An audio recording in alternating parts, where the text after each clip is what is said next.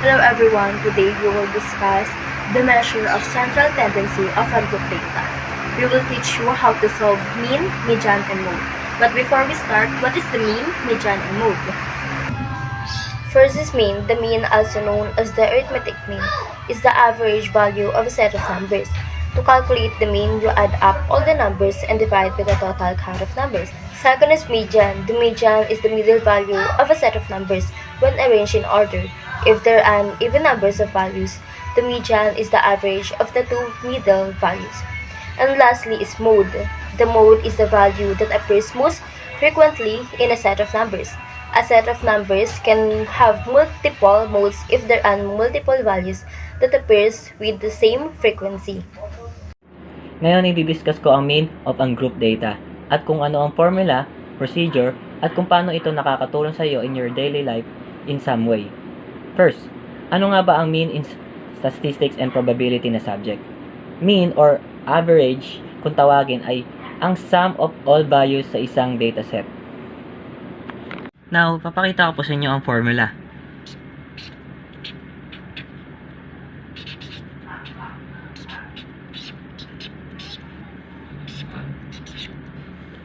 Etong x po, ang symbol po nito ay mean. Ito po, may x po na may guhit sa taas. Mean po yan. Ito po ang mean natin. Then, ito pong e. Ang ibig sabihin po niyan ay summation. And ito pong x, ibig sabihin po niyan ay values. Then, over, and ibig sabihin po na ito ay term. Ngayon, napakita ko na sa inyo ang formula. Bibigyan ko naman kayo ng example para mas maintindihan nyo. So, meron tayo ditong 9, 7, 6, 9, and 8. Para po makuha yung x natin or yung mean,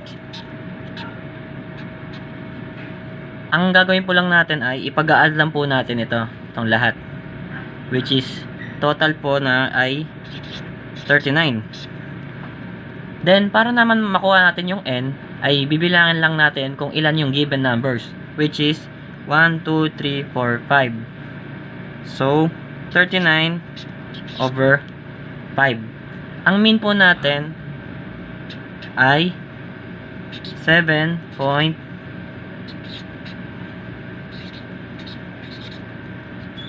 Dito po, pag ganito po ang answer natin, lagi po kinukuha dito ay only 2 decimal lang po.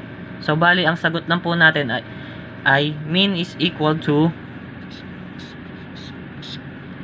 7.85 lang po. Para po sa hindi pa po masyado na gets, bibigyan ko pa po kayo ng another example. Pero gaya po na sabi ko kanina na makakatulong po ito sa iyong daily life in a some way. For sure, narinig niyo na po ba sa ibang tao na sinasabi nila, bakit pa mag-aaral ng math? Wala namang matutulong sa iyo yan pag nagtrabaho ka na. Actually, meron siyang matutulong.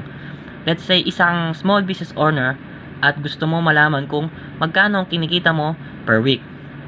Ito po, bibigyan ko po yung example.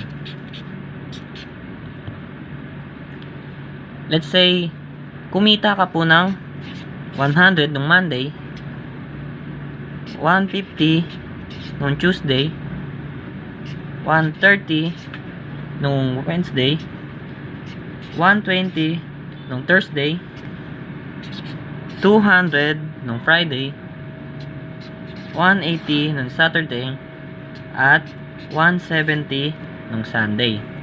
Bago po yan, sulat po muna po pala natin yung formula. Para po mas maintindihan po natin. So, mean is equal to summation po na ito, lahat. Ang summation po niya ay 1,050 po lahat. Lahat po niyan pag inad nyo po. Pag nakuha na po natin tong x, sunod naman po ang ating n. So, ilan po sila? Bibilangin lang po natin. 1, 2, 3, 4, 5, 6, 7. So, 1,050 over 7. Ang sagot po ay 150. Ito, bali, ito po ang average na kinikita nyo po daily sa isang linggo. Di ba po, may naitutulong sa inyo kahit sa papanong paraan? And that's how you find or calculate the mean in arranged numbers or in a database. It's very easy and yet simple, and I hope this helps. So, hello everyone, at i-discuss ko ngayon kung paano ang procedure ng median at kung paano ito isolve. Napakadali lang naman kunin ng median. So, example, ito yung given number natin.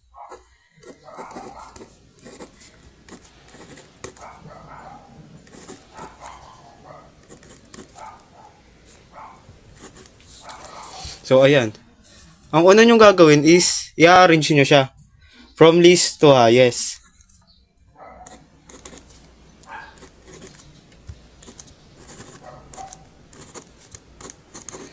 So, para makuha nyo yung median, hanapin nyo yung pinakagitna.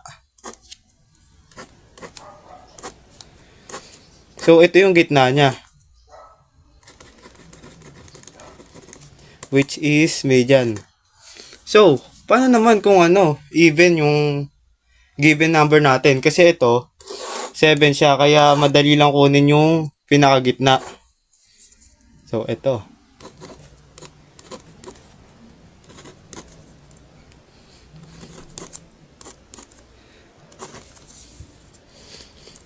Arrange ulit natin siya.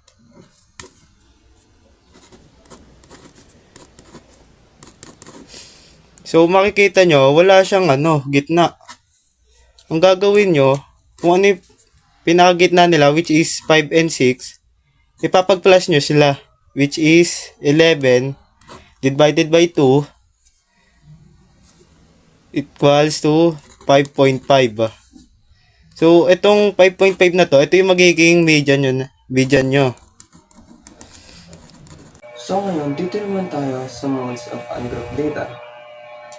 So, example number 1, we have 3, 12, 8, 18, 15, 2, 13, 8, 21, and 12. So, ang una natin gagawin is i-arrange natin itong set of numbers na ito into least to greatest.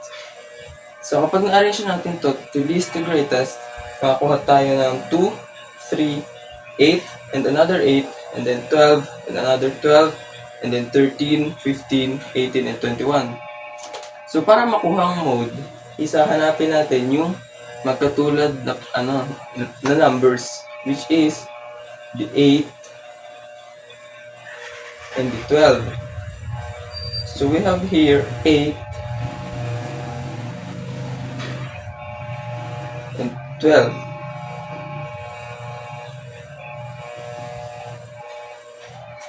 So we have 8 and 12 numbers, and it is the 2 number pair. So in modes,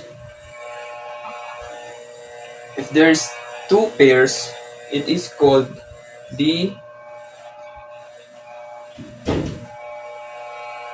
bimodal. So next is example 2. Example 2, gagawin lang din natin yung ginawa natin dun sa unang example.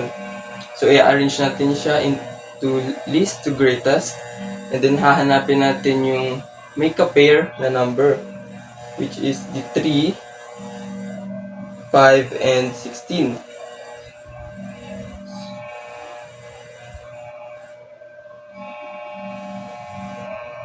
So now we have 3 pair of numbers.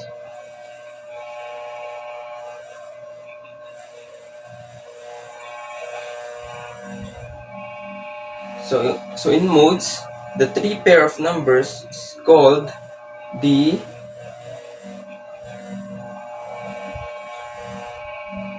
trimodal.